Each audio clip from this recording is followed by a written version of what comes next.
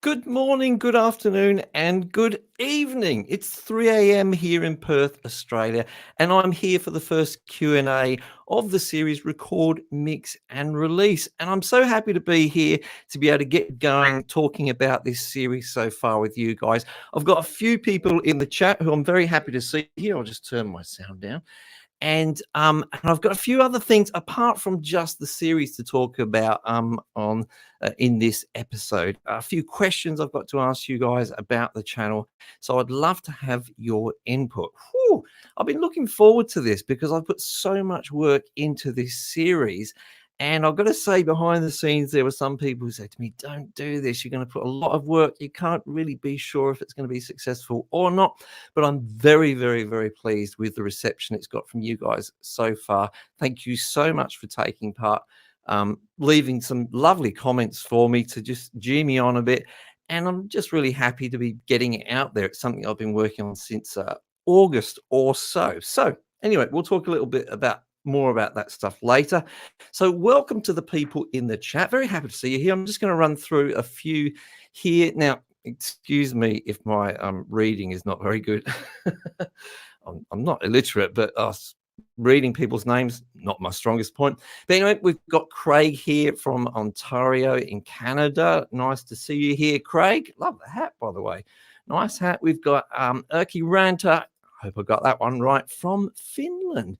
We've got Michael Neumann, as in the microphones, I guess, from New York. Nice to see you here, Michael. In fact, we've got a few Mikes and Michaels kicking around, which is nice to see. Obviously, a good name. We've got Andre from Germany. We've also got Nin from Canada. And we've got a few people from the UK, actually, I think. But Jed Clayton here from the UK. We have Happy Ron. Hello, Happy Ron. Nice to see you here. I think I might have a question from somewhere from you. I'm not sure. Maybe not. I think you asked me a question on my website. We'll get back to that one later. And a few more people I'd like to say hello there to you. I'm going to be going through a few things that are happening on the channel, as well as going through some of the things about the episodes so far. And I'm hoping that as well as being able to take questions from you guys and give you some sort of straightforward answers with them, that I can also expand a little bit more about some of the episodes and try and give you a little bit more insights. Because as I'm kind of watching it now, of course, I'm going, I could have said that a little bit better, or could have improved on that. But anyway, we'll see what you think. Now, a couple of things first off. About the actual channel itself. I've got a little bit of an announcement for you. I hope this is going to go down well. Tell me what you think. It did occur to me that a little bit later on in the series, when we're dealing with mixing and that kind of thing, that it would be nice for you guys to follow along. So I've been trying to put together a bit of a plan to get stems on my website for you guys to download and have a go at mixing some of the elements of the song itself. Now, some of you may not be familiar with stems, and in fact, the term stems is often misused. So what I mean by it is that I'm going to make available for you guys on the website the actual individual tracks of the whole song. They won't have any effects or anything like that on them. It won't be mixed. I'm just going to let you have fun trying to do that yourself. Now, the reason I talk about the term stems, I think technically stems are supposed to be stereo outputs with effects and things on, but usually people call them stems when what they really should be saying is the multi-tracks. So let me know if you'd like to have them available to you. It takes a little bit of setting up in the background of the website, but hopefully I can do that sort of halfway through the series for you. So if you'd like to see it, definitely something I'll be adding. Now, I just want to quickly note to you guys, in case things are looking a bit strange here, it looks a little bit blurry to me. About 10 minutes ago, or 10 minutes before I started the show, the internet went down in my house. So I'm sitting here, oh my God, I've got to do a show, no internet. So I'm sitting here hooked up to my mobile phone. You sort of, I don't know, did it with a hotspot and all that to my mobile phone. So if the quality's up and down, all I can really do is apologize and hope the thing doesn't run out of battery or something halfway through this. Anyway, we get on with it, right? Whatever's happening, home studio, we just make the best of it. So anyway, if you'd like to see that members area with the stems, then that's something I'll go ahead and push forward. And as I was doing this, as I was setting up or looking at this members area on the website, I thought, should I add a forum there? Should I add a place where we can all go and discuss, different things about music, music production, that kind of thing? I know that this exists elsewhere, but I'll tell you what, I'm so impressed with you guys as a community.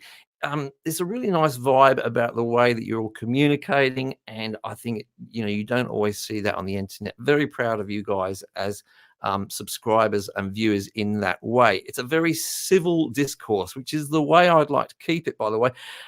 But I just thought, wow, I'd love to have that group of people all chatting and sharing ideas in a forum. So if you'd like to see me put a forum on the website as well, and if you would like to take part in that, let me know about that as well. And if I think I'm going to get enough participation, I'll do that. I know I could just do it as a group on Facebook or what have you, but not everyone likes to use Facebook. So anyway, we'll see on that. Now, before I get stuck into some of the episodes, I need to tell you that a little bit later on, I'm going to be telling you about something rather exciting. Well, I'm rather excited about it on the channel, and it involves this cardboard box here, which I received from the UK only yesterday. I'll talk to you a bit about that later. I'm not going to show you the label on the other side because it says who it's from, but I think I've got something exciting for you guys in that box. And before we do move on to chatting about the episodes, I would like to say a thank you to some of you who have actually donated to the channel this month. I'm just going to quickly read through these names, guys, if you don't mind. I'd like to say thanks to Gary McCorkle, Tom Brown, Paul Wykes, Ronald Leslie, Manoj Matthew, Dan Hart, Daniel Wise, John Tafe, and Jacob Sorensen. Thank you so much for your generous donations. And if you would like to make a donation to the channel at all, I think there's probably a link in the description, a PayPal me link, and anything's very, very gratefully accepted. And again, I'd like to thank those guys for that. So starting off talking about this series, and we'll get back to what the cardboard box is all about a bit later. So I'm just trying to see if I'm going to have a quick look in the chat here. By the way, if you're watching this on the replay, do go ahead and ask questions on the replay as well. And I'm just going to start off by talking a little bit about the first episode. Going back to that first episode, I had sort of a couple of thoughts about this episode when I was making it. And I guess, and I hope I was able to sort of impress to you guys that, of course, when I first started out with this first recording, I used to just get stuck in. I had an idea, like how quickly could I plug a guitar in and start recording was the way. And look, there's a time for that. And sometimes if you're just inspired, go ahead and do it, plug in and get an idea down. But I did find over the years and making lots and lots of recordings that if you're a little bit more prepared, things just went smoother, because often the beginning of a recording like that can go well, but then it gets really bogged down and kind of stuck as things go on further along. So a lot of that first episode was about planning and sort of pre-planning as well, things like rehearsing. I thought that was really, really important. I'm always guilty of this myself. I'm not a great guitar player. I do okay, but I have to rehearse a lot to really sort of feel comfortable with what I'm doing. Some guys make me sick. Just jump in there, something they've learned 5 minutes ago, and play it perfectly. But however, I am not that, and I do suffer from a little bit of sort of recording fever, meaning that as soon as I hit that record button, falls apart. Make mistakes, get frustrated, start swearing a lot, and then things go downhill from there. So rehearsal was a big part of that first episode. It really does make a big difference. And I know, like, as musicians, we're kind of generally pretty laid back. We're a bit rock and roll, and the idea of like planning seems a bit boring. But look, if you get good results in the end, then that's the way to go. And the other thing about that, I suppose, as we went on into that episode, was that I then went to quite some trouble, I suppose, to create a click track. And that's a little bit questionable. I don't think that you would have to do that. That's kind of my preference because I just really detest playing along with metronomes. So I do go through this process of actually creating that click track. Now, something I will say about that is, although in a tutorial situation when I'm explaining it to you guys, it looks kind of long-winded and a big thing to do, I've got so used to creating little drum beats and things with virtual drums over the years that I do it very, very quickly. You know, it takes minutes normally to just create a click track for a whole song. So the more you do something like that, it doesn't take as long as it does in the tutorial. So um, it sort of brings up another thing about the series as a whole for me.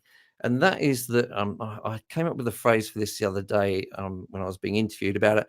And that was that I view this series as, I've got to get this right. It's a documentary, okay? So it's a documentary of how I do things. It's not a prescription of how you should do things or the way you have to do things. There's lots and lots of different ways of recording songs, and there's many people that do it in different ways to me, and there's lots of different ways that I've done it over the years as well. So don't feel that as you're watching this series that this is the way you must record a song. Couldn't be further from the truth. However, I'm very aware that when people ask about recording, especially if they're new to it, they get this kind of answer. Well, it depends. What kind of microphone should I use? Well, it depends. How should I start recording a song? Well, it depends. And that wears a little bit thin after a while if you're a complete newbie. Sometimes you just want to be given direction, right? So the idea here was to address that as well. You may get some inspiration for the ways I work. You may decide to follow it completely.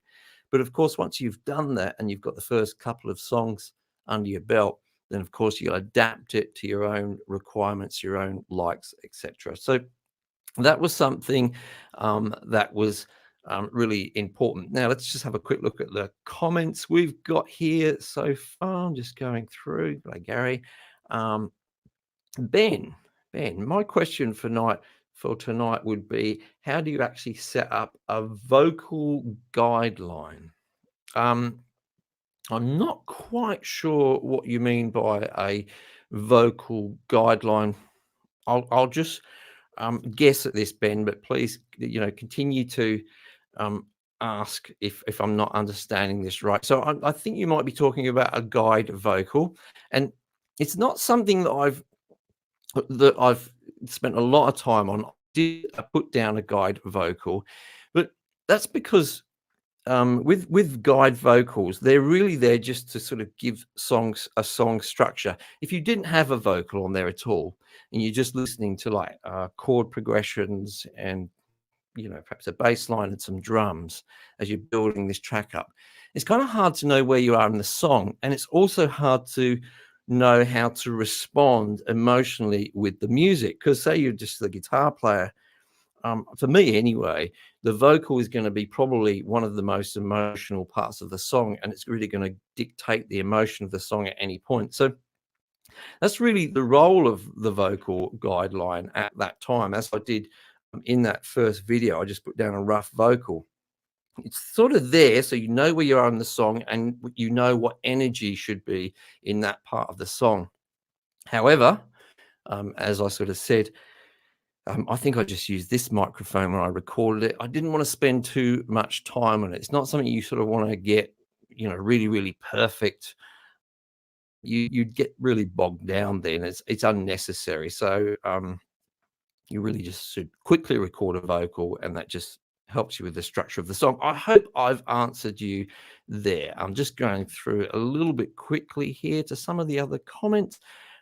Thanks very much, Jed, for saying the creation of the drums click track was brilliant. I know you might be going a bit overboard with brilliant, but useful. I'll go with useful. I accept useful from you.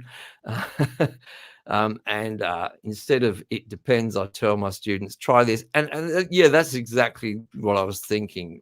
Happy Ron, I assume. Always happy. Yeah, it's really just me saying, hey, try it this way. If you hate it, then don't bother.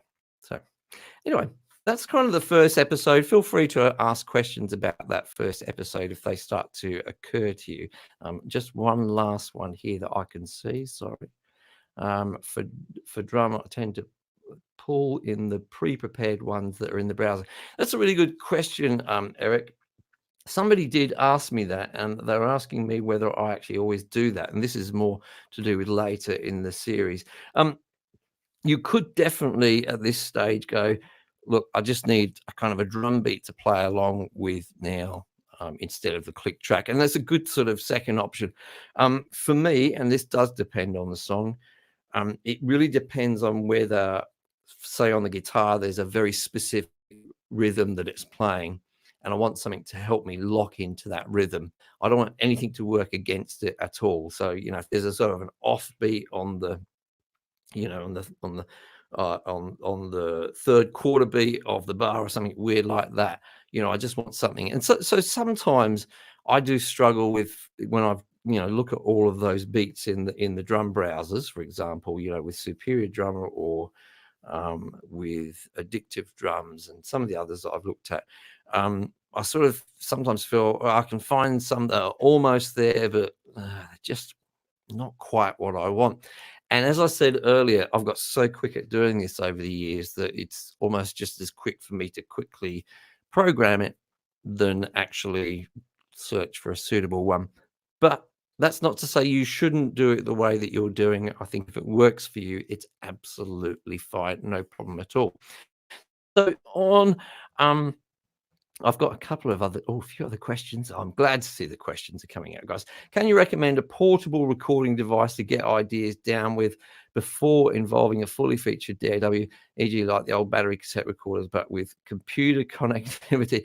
I tell you what, just off of the top of my head, Jed, of course, years ago we used to have these sort of multi-tracks. I'm not talking about the 4-track recorders, the old Tascam days, but there's been, some, I think, by Roland and people like that. I seem to think there was a Roland one and perhaps a Boss one and a few things like that. There are some like hard disk recorders. I don't know much about them. I've only briefly used them over the years, but they look like great options.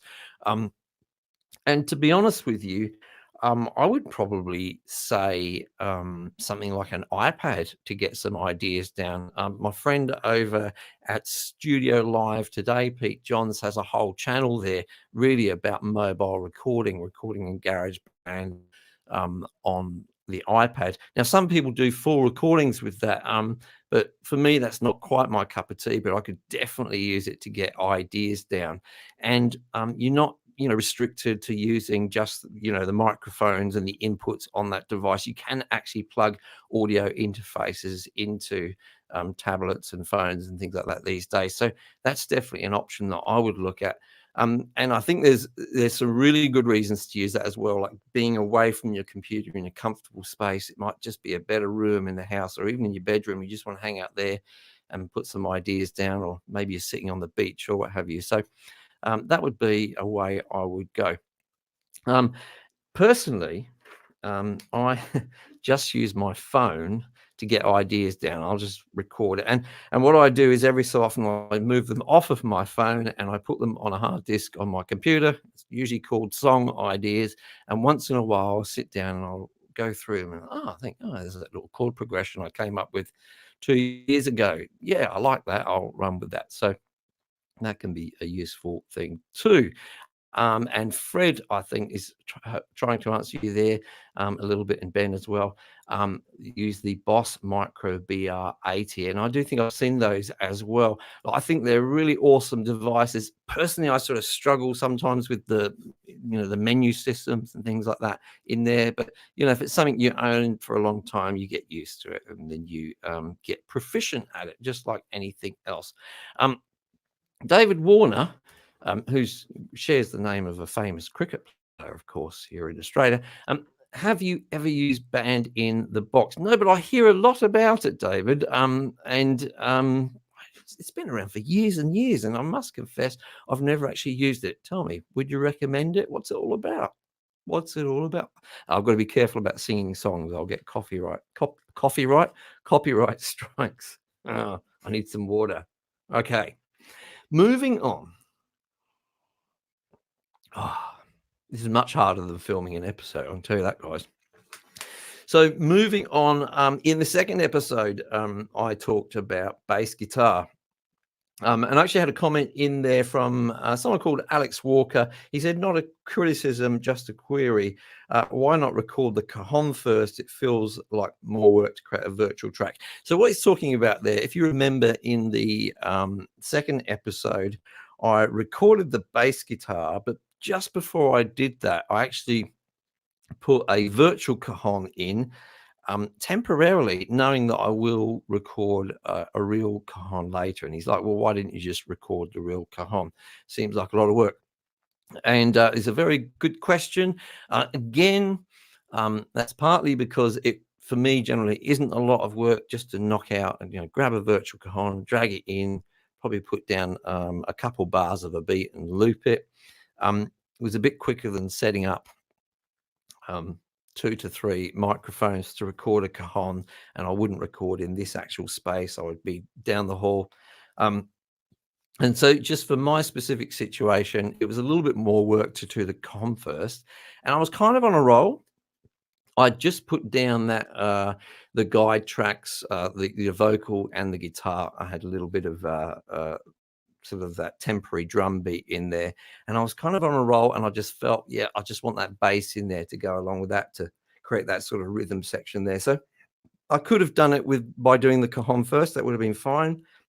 But yeah, that was my flow there. So it's not a lot of the sort of the way I record things in a certain sequence has a lot to do with sometimes technical reasons. A lot of it is to do with feel, like building a feel up, so that ultimately that important part of singing the vocal, when you're going to be singing it along with something which is reasonably well formed, has some dynamics to it. So that's a part of the reason why I'll do things in a certain sequence. And other times it's just a matter of feeling. Like I felt like I wanted to do that bass guitar at that time. I'd been practicing it a little bit and I kind of liked it and I was feeling real groovy with it. I thought, yeah, I'm going to lay that down, plug in the bass and go for it. I just a little bit of inside story to that though, that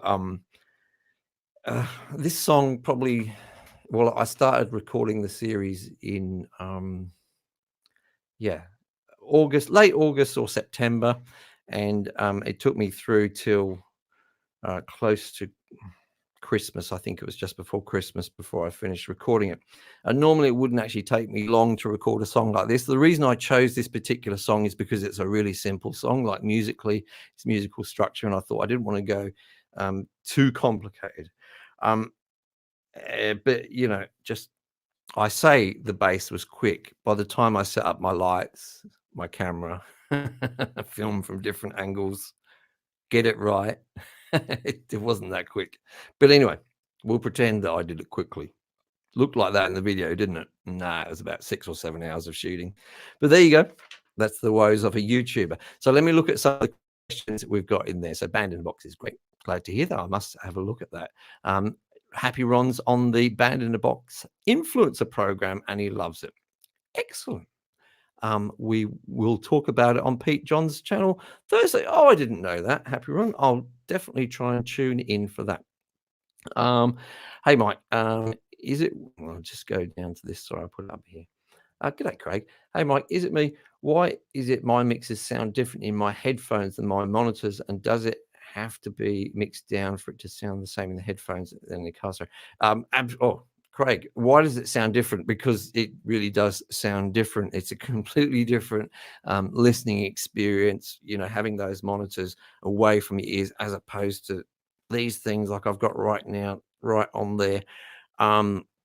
You tend to have a different sense of the stereo effect as well.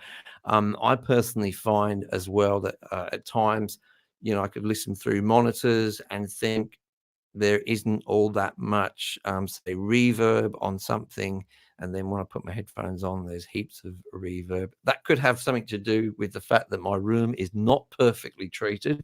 I know I've got some nice black squares on the walls, but really I've got a job to do in the next month or so to treat that. So Here's the thing that I could it really depends a lot on what monitors you've got, Craig, and that sort of thing. Some people will say to you, "Don't ever mix on headphones." I don't really like these sort of don't statements, because I think there's more and more people producing great mixes on headphones. So I wouldn't say don't do it. But for me personally, I like to go for my main monitors for the mix. Um, One little trick about that, if you're using studio monitors like I am, listen to other music through it as well. Like in your daily computing, when you've got music on in the background, use those monitors so that you get used to the way that music sounds, good music, well mixed music, through those particular speakers, or monitors, I should say. So that would be the first thing I do. But I tend to, yeah, pretty much do most of my mixing through those monitors. Then when I get towards the end, there's a few things I want to check. So often for me, despite the fact I've got these 8-inch monitors, I like to check the sub area of the bass. That's the kind of thing that's really going to show up if you play, like in a home theater room or something like that. And so I've got a sub woofer in here, which I don't have switched on all the time, but I just use it to check the very bottom end of the mix. And then I'll go through the process of playing it through some really crappy speakers I have in here. You'll see them in my videos, some Logitech sort of computer speakers. I play them through there. I also have a little Bluetooth speaker, a Bose one, which I normally in my bedroom, but I drag it through here and I plug it in, and I know that will tend to be a little bit bass heavy, because Bose equipment tends to be a little bit bass heavy and a little bit top heavy, and so I kind of know that things could get out of control if I haven't taken care of them. So I make sure I have a listen there. So yeah, look, you've got to listen through a few different things. I also do check on headphones as well, but not these ones. These are really good for a recording. The Sennheiser HD 280s or 280 HDs, I can never remember which way around it is. They're good, really good for tracking, because they're fully enclosed, so there's no spill, there's no sound of like the metronome or the drums coming out and going into the microphone. But they're not that great for mixing. But I do give it a check on things like earbuds, the kind of things that people will be using to listen to it on their phone and that sort of thing. Yeah. That's probably something I should be talking about in the context of some future episodes. But thanks very much for the question there, Craig. How do you define a well-treated room? Like, what makes a room perfect for recording? What steps can someone take? You know, someone was asking me about this earlier on today on one of the forums. And so, yeah, obviously a regular room. I'm sorry, I'm just going to refer to you by name, Nin. Nin, you were from Finland, were you? I said hello to you earlier. I could be wrong. Anyway, well treated. So let's start off with not treated at all. A completely bare room. You know, you're going to get some very, very quick reflections off of the walls. You know what it sounds like in a bare room. It's not the same as a bathroom where you get that nice echo, which you could potentially use in a recording, I suppose. You know, but you've got all sort of reflections going on here. Now, to actually treat a room with things like diffusers and bass traps and things like that, you're going to have two options. You're going to have to go out and buy some diffusion and things like that, which can get very, very expensive, or you're going to have to go through a DIY route and kind of build it yourself. And really what you're looking to do is mainly, this is not ideal, but I'm talking about home studio here. You're looking for early reflections. So, you know, normally what you do is get a mirror, hold it to the wall, and then you look for the point on the wall where you can see the speakers in the reflection, and that would be usually a good place to put some diffusion of some kind. So broadband diffusion, it's like those big squares that you'll see on people's walls, you know, often 4 to 6 inches thick, often filled with things like sort of what the Americans call rock wool, what I would call insulation, something like that. And then bass traps as well. So these are treatment which is put in the corners to stop the bass build up in the corners. But I will say just this. Don't let any of this stop you from recording. Like if you just can't afford anything, or you know, time, all that sort of thing, You could really do a lot by just adding more furnishing to the room. So, having a nice sofa or something in there.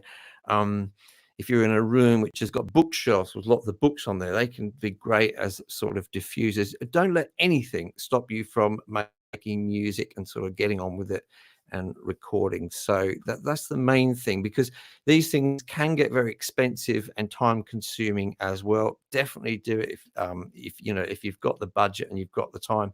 And you should all aspire to get your room sounding as good as possible. But I just love to stress again, don't let a lack of equipment or room treatment, etc., stop you from actually making music. The time to make music is right now when you feel inspired.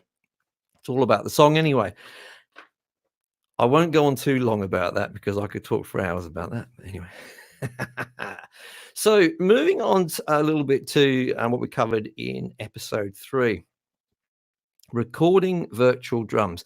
I'm glad I'm here with friends because I've got a little bit of a bone to pick. I don't like to have too much negative talk on the channel, but I will in this case, if you'll let me vent a little bit. I had someone, I think it was on Reddit, and if you visit Reddit, you'll know what I'm talking about. Things can get a little bit nasty there. Anyway, I had someone giving some advice there to youngsters about virtual drums, saying they wouldn't recommend you use virtual drums. You should always try and use a drummer.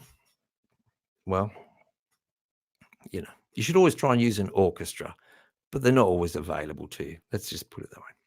Anyway, and he was saying, the trouble with virtual drums is that the cymbals always have too much top end. You always have to EQ them. Infuriating. The reason it's infuriating is, first of all, well, this person described them as virtual cymbals. They're not virtual cymbals. They're real cymbals. These things like addictive drums, superior drum, all those kinds of things. These are top quality drums recorded in top quality studios with top quality microphones and top quality engineers. You're not listening to a synthesized cymbal. It's a recording of a real cymbal. You have real drums on your recording, even though you're using a virtual drum instrument. What is virtual about it is the assembly of those instruments together. There's all kinds of people out there that want you to stop recording. They want you to keep you out of their little club where they can afford drummers and orchestras and everything. That's my little soapbox there. Now, that's not to say that real drummers are not awesome. I'm sure if all of us had a room in our house where we could invite an awesomely skilled drummer with excellent drums and we had awesome microphones, we would all do it, because where virtual instruments are sort of lacking is the sort of combined effect of all these things. So when some real drums are together, there's some bleed from one microphone to another. Of course, there's an enormous amount of subtleties in articulations depending on where the drummer hits the drum, which part of the skin he hits the drum, all of that kind of things, not to mention the actual playing of a skilled drummer themselves. But yeah, let's not get too hooked up on the idea that these instruments are virtual. Some are virtual in the sense that they're synthesized, but a lot of what we're dealing with here is actual just recordings of actual instruments. And they do suffer from a little bit of lack of feeling. That's to do with articulation. But anyway, there's enough of that. So anyway, I think I did answer this earlier, but Paul Wykes did say, great video. Wondering if you always record drums from scratch or if you ever use any pre-programmed beats that come with addictive drums. And the answer is, yeah, I never use them. And that's not to say you shouldn't, as we touched on earlier, but just to sort of expand upon that a little bit about why. I tend to be all about the song and what the song's particular needs are. And if you get the chance, have a listen to crazy thing to suggest, have a listen to the Beatles and have a listen a little bit to what Ringo Starr does on almost all Beatles record. You will hear him accenting something about the vocal line or accenting something about the guitar or the bass every single beat that he plays to the song, he's playing the song. He's not playing a beat which fits with the song. He is emphasizing other parts of the group that he was playing with. I just love that approach. I love to hear it. And so that's why I always actually create the drum beat. Not only that, but let's put it this way. If I take a particular beat from a library and that hi-hat is playing at a certain velocity, I know there'll be some variation, and then I loop it, it's just doing that. It's just doing that same pattern all the way through the song. So you will notice, I think, in the series, if I haven't done it in this one, I do it mostly, where I'll record that hi-hat and I'll record it all the way through the song from beginning to end. I don't copy and paste. And that's because I'm responding all the time to the energy in the song and specific sort of emphases. So that's the approach that I like to take. If you don't like that approach, it's fine. Just because to be honest with you, I do listen to some of the the pre-programmed beats. I do use them when I'm making little snippets of music for the channel for tutorials, for example. I'll just drag them out and do it there. And there's some really, really great little loops in there, which are well worth looking at for sure. I'm sure they're played by really skilled drummers as well. So, that's the answer to that question there. I'm just going to have a quick look through the questions in the chat here. And just a reminder, if you're watching on the replay, do ask questions there. And also a quick reminder to you folks who are in the chat, don't forget to like this video. That does help me out. Now, enough of that YouTuber pleading. And let's have a quick look and see what we've got here. Happy Ron again. I like my drum machine program better than some drummers. Hey, let's not get personal here, Ron, and talk about drummers. Let's just talk about musicians. I know that was bad. That was low. Also. I'm not really quite sure. This is a slightly out of context. Also, battery powered if need be. Are we still talking about music here? I'm not sure. Let's move on from that. Adam Fox, I've always used pre-made MIDI grooves and then futz around with them in an attempt to make them unique because I'm no ringer. Yeah, that's a really good approach as well, actually, Adam. I like that. And I must say that, of course, for me, I'm not a drummer. If you put me behind a drum kit, I'm pretty terrible. I can do it a little bit, but yeah. But I did sort of grow up playing with bands, so many years of playing with bands and gigging around the UK mostly in bands. And so I was always around drummers and drum kits. And I think when you do play in a band, you get much more of a sense of what they do, and especially when you're working on original material with drummers, you get much more of a sense of how they construct their beats and all that sort of thing. So that's something that I think is a difference. If you haven't sort of worked with drummers too much, then I'd definitely recommend just listen to drummers a lot on records on tracks, and sort of listen to what they do.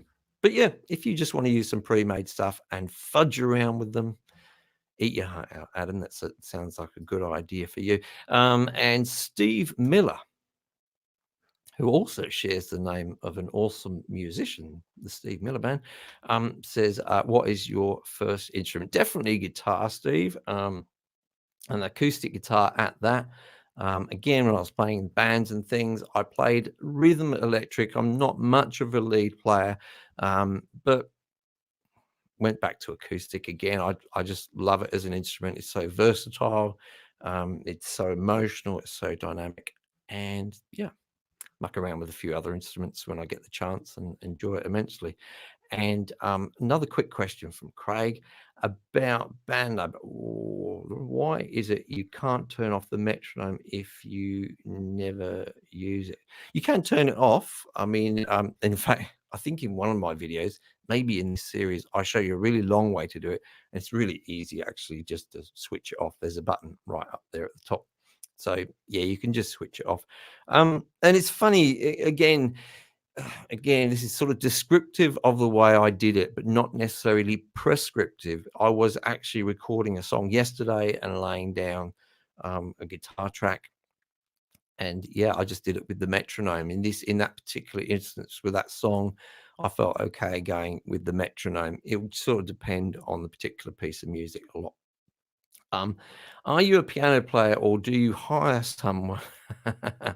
Yeah, Orlando, nice to see you here. I get by. I don't have really high requirements from piano. In my mind, when I hear piano for my music, it's fairly simple. It's that sort of often either an arpeggio of chords or that kind of Elton John style. So I'll, I'll let you into a secret about how I do it. This is terrible. Don't follow me, guys. This is an admission. So I can only play piano in a few keys that I feel comfortable with. Obviously C, but maybe G, D. I feel comfortable in those keys. I'm not going to play a song on piano in E flat. So if that sort of, for example, came up, then I would probably just transpose it on the piano or in the DAW and play it in a key I'm comfortable with. So that's admission number one. I have been known to, at times, if things get a little bit tricky for me, I've been known to play with the tempo a little bit, so I might need to slow down the tempo to play a part. Yeah, I'm not a piano player, but sometimes you want to get those ideas out. You need that piano there, and you don't need to hire a piano player. You kind of get around it. I know in an ideal world, we're all brilliant musicians. We play everything on our tracks, but look, at the end of the day, it's the result that really matters. So, I think I'm not too ashamed to admit it because I'm not here to be a piano player. But yeah, that's what I do, Orlando. I've never had to hire a piano player, but I do have a couple of friends who play piano, and occasionally I've had some friends come in and play some tracks if they've been around, but I've not specifically requested it. And I'll tell you what, when they do it, it's heaven because they do it so much better than I do. There you go. And just before we move on to episode 4, I'm going to take one more question there. I'm presuming I'm going to pronounce your name, Jose Cuden. Not sure. I apologize if I've got it wrong. I've got a question, quick question. I'm starting to gear my studio. I'm looking for a decent effect package like compressor, reverb, EQ, etc. Do you have any suggestions? Oh my goodness. Yes, there's a few suggestions I would have for you. Depends on it's free or whether it's paid, that sort of thing. If it's paid, I personally prefer just about everything by Fab Filter. Just love them. They're innovative. They're good interfaces. They do the job really, really well. On the free side of things, I've covered a few. Blue Cat Audio. There's a good free package from Melda Production. There's so much available. If you have a look on my main page, I think there's a playlist dealing with some of those things. So take a look there. And also, often depending on what sort of DAW you use as well, there's often a bunch of good stuff which comes with your DAW. In Cakewalk, I particularly like the stuff which goes in the Pro channel. It doesn't quite have everything there that I need, but it gives me a lot of what I need. So we'll move on from there. And also, don't forget, hang around to the end, guys, and find out what this box is all about. That's at news at the end. Last of all, in the episode that you saw last, I recorded the keys. Now, the point of recording the keys was, we did piano and organ, was not really to kind of, it wasn't to tell you how to record MIDI tracks because, I sort of feel like I've sort of covered that in a lot of videos. What it was really about was understanding why instruments were there. So this was an episode to talk about sort of placing instruments on purpose, having a purpose and a role for the instruments in the music. But there was something important about that, I guess, and that was the fact that I didn't quantize any of it. Don't feel that you have to make everything perfect and quantize everything. For that particular piano part, had a little bit of a groove to it. So, sorry, not the piano part, the organ part. And yeah, I just didn't feel that it was going to help at all to be quantizing it. So I didn't really delve into a lot of sort of, doing wizardry on the piano roll or anything like that. This was really to give you the message that sometimes it's okay just to hit that keyboard and record what comes out, So, you don't always have to make everything absolutely perfect. And we touched early on about, ways that you can get around it if you're not a great player. So yeah, that was really the core of that episode. And I think it's where we get more into the art side of things rather than the technical side. And so obviously this is just my opinion.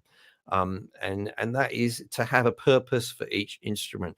So the purpose for the organ in this case was to try and kind of act as a counter melody to the vocal or something that was happening in between, and also something that wasn't present in the whole song, so that as the song progresses, there's some new things happening, even if they're just subtle. And the purpose of the piano was not really chordal or melodic. It was more like color. It was to add a little bit of earth to the sort of middle of the sound to make it just feel a little bit more solid. And as I mentioned in the video, I really think in the final recording, you'd struggle to even hear that there was a piano there. But that was what that episode was all about. And then looking forward a little bit, guys, we're going to be looking, I think, next. If my memory serves me rightly, we're recording cajon, I think was the next one, then some acoustic guitar and vocal. And I think it's really worth looking at the cajon episode, even if you may never record a cajon in your actual songs. Although I think they're handy to have around. They're relatively cheap instruments. But, I think it's just interesting to look at that episode in terms of I record a cajon in a very different way to the way, it would be normally recommended to record a cajon, because I was serving the song and what the song needed rather than thinking about what's the proper way of doing things. So it's a pretty quick episode, I seem to remember. Then acoustic guitar, which I've covered a little bit on the channel before, but as I say, there's nothing quite as useful as seeing it in the context of an actual song, because all of my other videos have kind of been in theory. And then, of course, we move on there through the vocals, quite a big episode on recording lots of backing vocals, faking a choir, main vocals, and a few little bits before we go on to the mixing. And again, in case you weren't here at the beginning of the show, regarding the mixing, I am considering still making the stems of the song, or the multi-tracks, available to you guys so that you can play around with them yourself and have a go at mixing yourself. I'll put them on my website, and it just means I'm going to create a little members area to do that, because I don't want it to just be available publicly with just a click. Just protect them a little bit and make sure the people that I know are going to get you good use out of them will get them.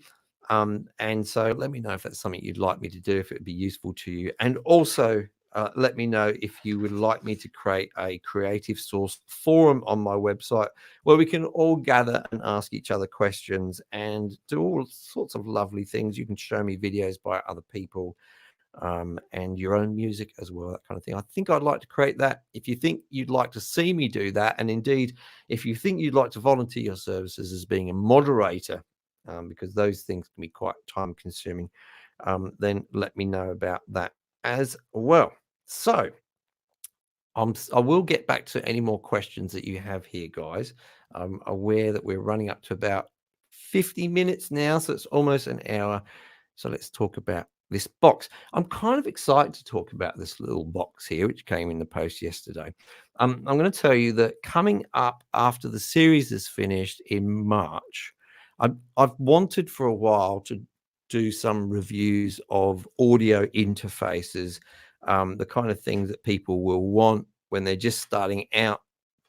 And I know that some of you who use Cakewalk, for example, are using just the audio on your computer. It's far from ideal, and you need audio interfaces. So I wanted to be able to recommend some smaller audio interfaces to you guys. But unfortunately, I really didn't have any in the studio, because I used quite an expensive and large one in the studio. And I'm never happy to kind of recommend things if I haven't actually tried them. But there were some brands which I know I trust from past experience, and I did reach out to some of them. And thankfully, some of those brands have decided to send me some audio interfaces to try out, which is awesome. because, you know, even though they've sent it to me, I would never allow them to control what I say about it. I'm going to give you an honest opinion. Um, but the reality is, I really have no use for them, you know, after I've done the review. So I'm planning to do my first hardware giveaway. And this is the thing in this box is going to be a giveaway. It's an audio interface. I'm not going to say who it's by, but it's one of the most popular brands, high quality brand. I'm going to be doing a review on it, and then I'm going to be doing a giveaway. So one of you guys is going to win it. So look out for that in March. And I've got another audio interface coming, which is a really new model one, which is quite innovative and a little bit different. And it's got some different features on it, and I'm planning to do a giveaway on that as well. So sort of look out, and I'm just really excited about it because I've done some giveaways before for some plugins, a lot of ample sound stuff, and a few other bits and pieces. But it's really exciting for me to be able to give back to you guys, and especially if you're in need of an audio interface, you haven't got one, or you've got a really old one, and you're wanting to, well, it'd be nice to have a new one. It would give me great pleasure to send it out to one of you guys. So look out for that in March. Looking for that. Looking forward to that very much. As I say, I think I've got another 2 to 3 coming, and definitely another one of them I'll do as a giveaway. So I thank you all so much for being here. It's been a blast. It's been busy as well. It's definitely worth staying up to 3 a.m. for. So look, I'm going to do another one of these. Let me have a quick look at the schedule here.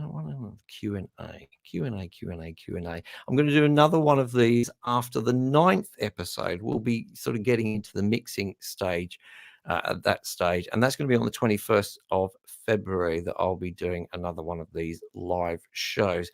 I will say that as we get later on into the series, some of the episodes get really quite long, so you may want to plan to watch them in 2 halves. I've got one of my longest episode ever. When I get to the details of some of the mixing, I think I've got an hour-long episode there. So, you know, when it gets to that stage, make sure you've got a comfy seat, lots of coffee, tea, whatever your poison is, and there'll be lots to talk about after that. So I'll be doing another Q&A after the final episode goes out as well. So thank you so much for being here with me, guys. If you've got any more questions or things that occur to you after this show finishes, then please do let me know in the comments down below, and I'll try my best to get back to you. I hope you enjoy the series. Do remember, the series is not about telling you how to do things exactly. It's about giving you some ideas about how I've learned to do things over the last 2.5 decades.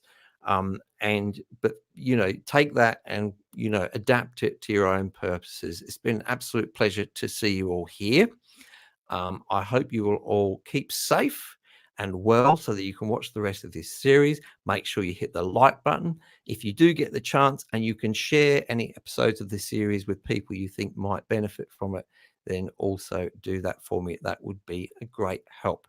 But for now, I think I'll be saying good night to you from Perth, Western Australia. I'll be heading off to bed soon, and I'll look forward to seeing your comments down below this video in the morning. Bye for now. See you in the next video.